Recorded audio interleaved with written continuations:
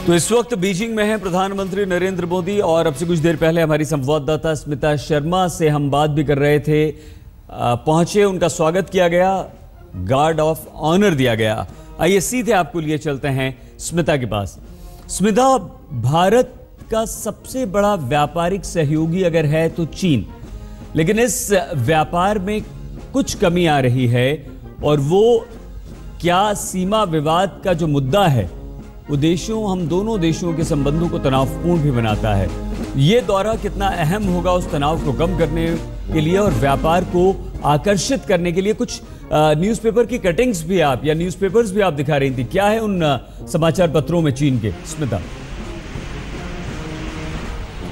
जी आनी हो सईद और आज तक के सभी दर्शकों को भी बीजिंग से यहाँ हम जिक्र कर रहे हैं कि प्रधानमंत्री नरेंद्र मोदी का आज दूसरा दिन है उनके चीन दौरे का। शियान में जहाँ वो सॉफ्ट डिप्लोमेसी करते हुए नजर आए, तो आज जो है इस कूटनीतिक चर्चा को आगे बढ़ा रहे हैं। औपचारिक बातचीत के साथ चीन के प्रधानमंत्री ली कशियांग के साथ ग्रेट हॉल ऑफ पीपल में जहाँ उनका स्वागत किया गया, जो सेरेमोनियल वेलकम भारत में दिया जाता है जब विदेशी नेता हमारे यहाँ मौजूद होते हैं राष्ट्रपति भवन में। जिन अखबारों का जिक्र कर रही थी मैं सईद में दिखाना चाह रही थी कि किस तरीके से जो है इन अखबारों ने कवर किया है नरेंद्र मोदी के इस दौरे को।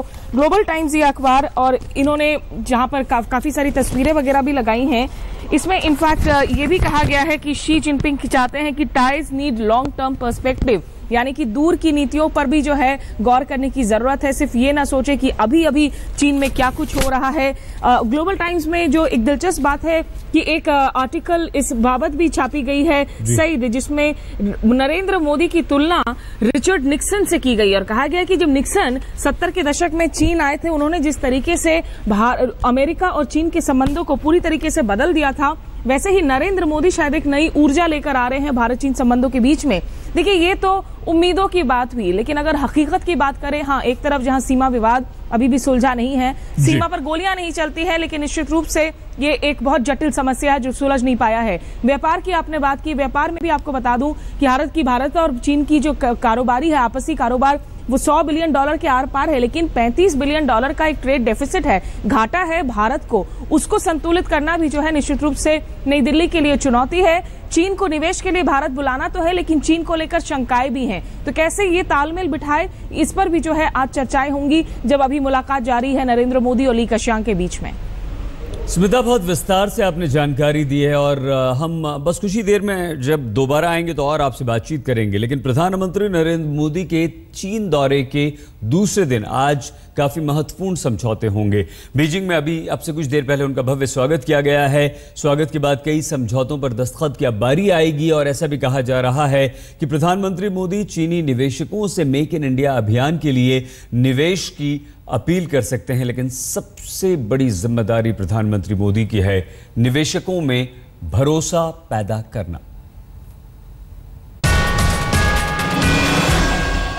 चीन की धरती पर कदम रखे प्रधानमंत्री नरेंद्र मोदी को 24 घंटे से ज्यादा का वक्त हो चुका है। दौरे के पहले दिन उम्मीदों और मुश्किलों के बीच जब मोदी और शी जिनपिंग के बीच मुलाकात शुरू हुई, तो इतिहास, परंपरा और कूटनीति का शानदार संगम देखने को मिला। आज पड़ाव का दूसरा दिन है और इसकी अहमियत भी ज्यादा है।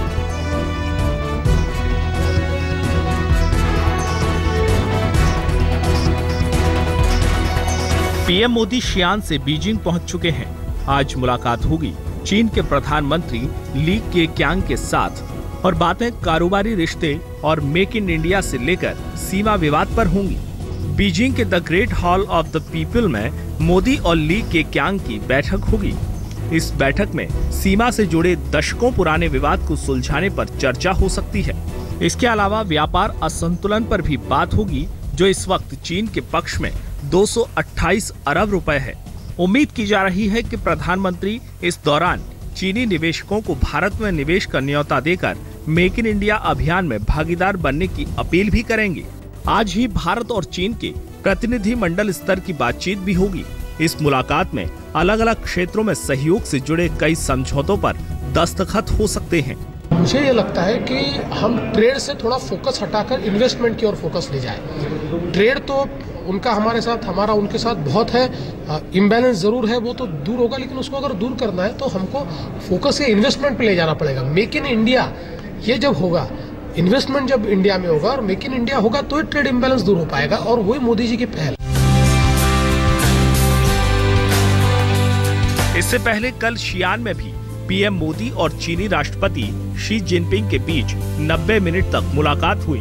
इस दौरान कई मामलों पर चर्चा हुई, जिसमें राजनीतिक, आर्थिक, आतंकवाद, संयुक्त राष्ट्र सुरक्षा परिषद सुधार और न्यूक्लियर सप्लायर्स ग्रुप में भारत की सदस्यता जैसे बड़े मुद्दे शामिल थे।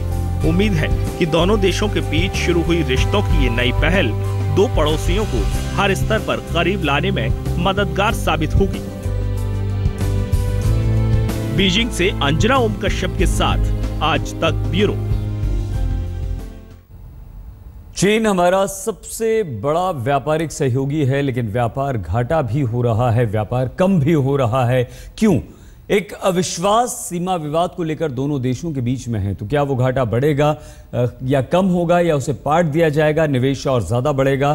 क्या कुछ आज का पूरे दिन का कार्यक्रम प्रधानमंत्री नरेंद्र मोदी का है। आज बेहद व्यस्त कार्यक्रम में देखिए।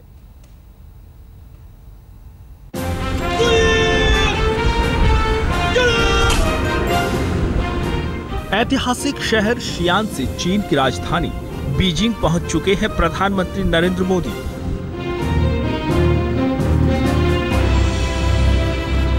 आज चीन दौरे का दूसरा लेकिन बेहद अहम दिन है।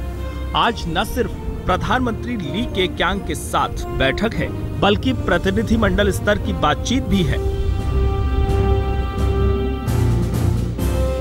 बीजिंग में प्रधानमंत्री मोदी का आधे से ज्यादा वक्त the great hall of people में गुजरेगा, जहां चीन की सत्ता का वास है। भारतीय समय के मुताबिक सुबह 7 बजे आधिकारिक स्वागत और उसके बाद चीनी प्रधानमंत्री ली केक्यांग से मुलाकात के बाद सुबह 7:45 बजे दोनों देशों के प्रतिनिधिमंडल स्तर की बातचीत शुरू होगी। बैठक करीब 1 घंटे तक चलेगी। सुबह 8:45 बजे भारत और चीन के बीच कई समझौतों पर दस्तखत होंगे। ठीक 15 मिनट बाद यानी सुबह 9 बजे दोनों देश साझा प्रेस बयान सार्वजनिक करेंगे। 9:20 पर चीन के प्रांतीय नेताओं के फोरम में पीएम मोदी हिस्सा लेंगे। सुबह 9:50 पर मोदी दिन के भोज में शामिल होंगे, जिसके मेजबान होंगे चीनी प्रधानमंत्री ली केक्यांग। दोपहर 12:30 पर Modi the great hall of people में चीनी संसद नेशनल पीपुल्स कांग्रेस के अध्यक्ष झांग देजियांग से भी मिलेंगे। दोपहर 1:30 पर मोदी चीन की प्रतिष्ठित सिंघुआ यूनिवर्सिटी जाएंगे, जहां वो करीब 50 मिनट तक छात्रों को संबोधित करेंगे। बीजिंग में उनका आखिरी कार्यक्रम होगा दोपहर 3:15 बजे, जब वो टेम्पल ऑफ हेवन जाएंगे और आधे घंटे तक योगा ताइची संयुक्त कार्यक्रम का हिस्सा बनेंगे। शाम 4:20 पर बीजिंग से प्रधानमंत्री मोदी शंघाई के लिए उड़ान भरेंगे। बीजिंग में आज प्रधानमंत्री मोदी का बेहद व्यस्त कार्यक्रम है, लेकिन अहमियत भी उतनी ही है, क्योंकि दोनों देशों के बीच कई मुद्दों पर समझौते और करार की संभावना है। बीजिंग से अंजना ओम कश्यप के साथ आज तक ब्यूरो।